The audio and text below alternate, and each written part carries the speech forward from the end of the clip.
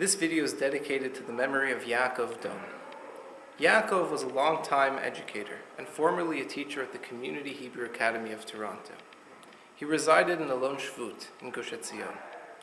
Yaakov was murdered on November 19, 2015, by a Palestinian terrorist who opened fire upon incoming traffic at the Alon Shvut junction, and is survived by his wife and 4 children. Yehi Zichro Baruch.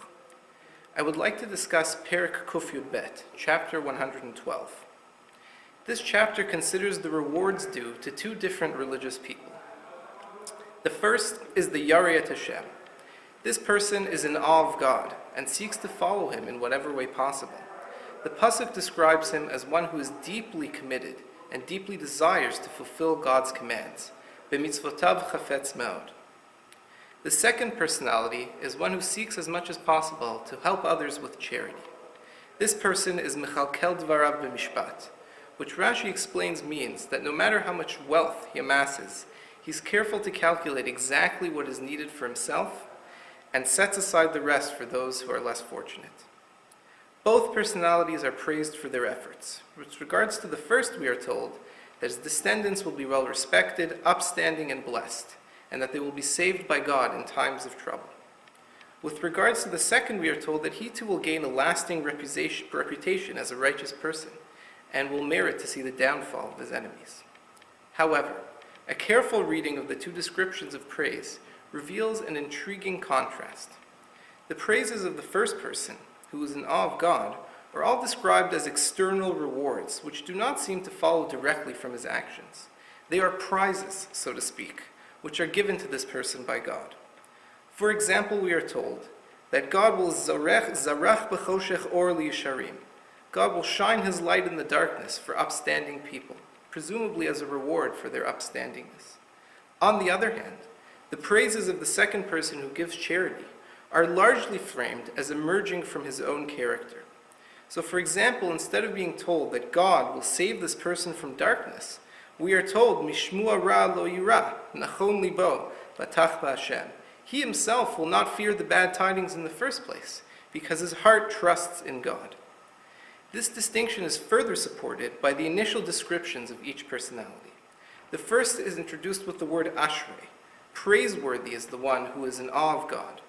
The second is introduced with the word tov, good. Good is the one who is charitable. How can we explain this distinction? The critical point may be that someone is called praiseworthy because of what they have done, but someone is called good because of who they have become.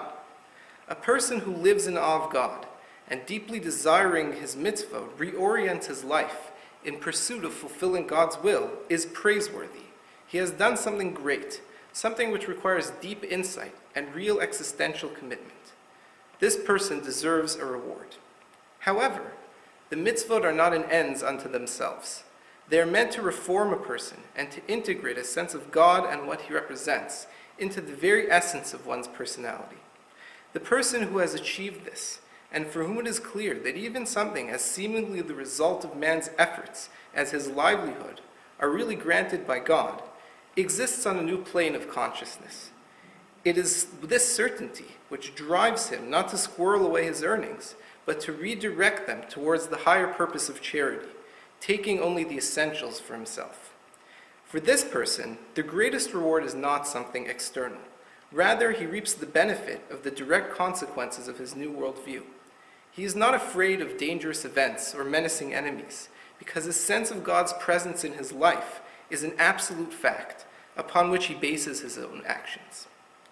We have seen that this perek, Kuf Yud Bet, is charting the path for religious growth. It starts with the desire to follow God, to fulfill his will. This makes one praiseworthy. But this pursuit leads in turn to a recognition of God and God's direct presence in our lives, and the ability to act on this recognition in the face of adversity. This makes one good. Thank you for watching.